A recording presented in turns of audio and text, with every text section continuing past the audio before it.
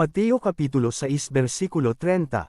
Kung dinadamita ng Diyos ang damo sa parang, na buhay ngayon, at kinabukasan ay iginagatong sa kalan, kayo pa kaya? Kay liit ng inyong pananampalataya sa Kanya.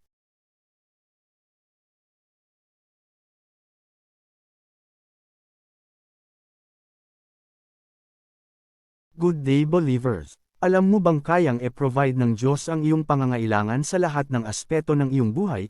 Ang nais lang ng Diyos ay magtiwala ka sa Kanya. Ibigay sa Kanya ang lahat mong alalahanin at hayaan ang Diyos na kumilos sa iyong buhay. Alam ng Diyos ang iyong pangangailangan, lumapit ka sa Kanya at magpakumbaba. Mateo Kapitulo 6 versikulo 30. Kung dinadamita ng Diyos ang damo sa parang, na buhay ngayon, at kinabukasan ay iginagatong sa kalan, kayo pa kaya? Kay-liit ng inyong pananampalataya sa Kanya. Ang talatang ito ay bahagi ng sermon sa bundok, kung saan si Jesus ay nagtuturo sa mga tao tungkol sa buhay na may tiwala sa Diyos. Sa Mateo Kapitulo 6 versikulo 25 hanggang 34, hinikayat ni Jesus ang kanyang mga tagasunod na magtiwala sa provision ng Diyos sa halip na mapuno ng mga alalahanin tungkol sa pagkain, inumin, at pananamit. Una, magtiwala sa probisyon ng Diyos. Mateo Kapitulo 6 versikulo 31 hanggang 33. Kaya't huwag kayong mag-alala na baka kayo kapusin sa pagkain, inumin o damit. Hindi ba't ang mga hentil ang nababahala tungkol sa mga bagay na ito? Alam na ng inyong Ama na nasa langit na kailangan ninyo ang lahat ng ito. Ngunit higit sa lahat ay bigyang halaga ninyo ang kaharian ng Diyos at ang pamumuhay ng ayon sa Kanyang kalooban, at ibibigay niya sa inyo ang lahat ng mga bagay na ito. Kilalanin at magtiwala na alam ng Diyos ang ating mga pangangailangan at ganap na kayang ibigay ang mga ito. Ang pagtitiwalang ito ang magbabawas ng ating pagkabalisa at bigyan tayo ng pagkakataon na mamuhay ng mas mapayapa. Pangalawa, bigyan prioridad ang Espiritu. Mateo Kapitulo 6 versikulo 33.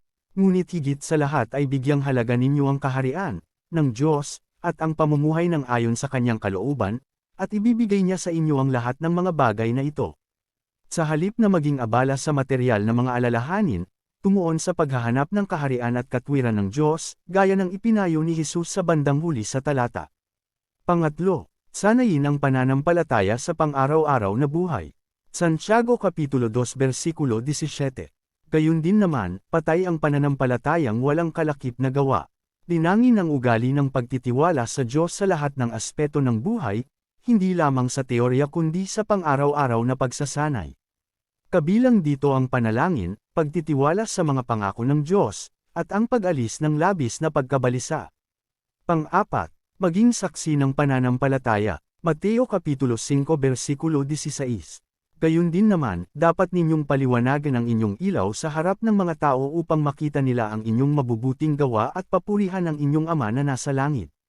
Unang Pedro Kapitulo 3 versikulo 15. Igalang ninyo si Kristo mula sa inyong puso bilang Panginoon.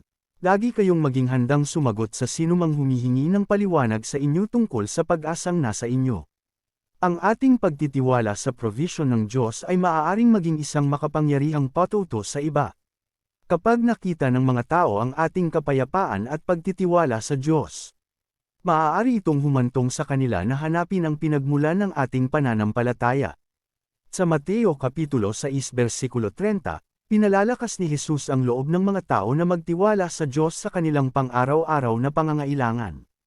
Kung ang Diyos ay nag-aalaga sa mga halaman sa parang na pansamantala lamang, higit pa niyang aalagaan ang mga tao. Tinuturuan tayo nito na magkaroon ng pananampalataya at huwag mag-alala, sapagkat alam ng Diyos ang ating mga pangangailangan at siya'y naglalaan ng mga ito.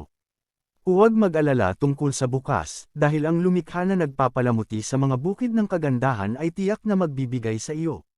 Manampalataya ka, sapagkat ikaw ay mahalaga sa Kanyang paningin.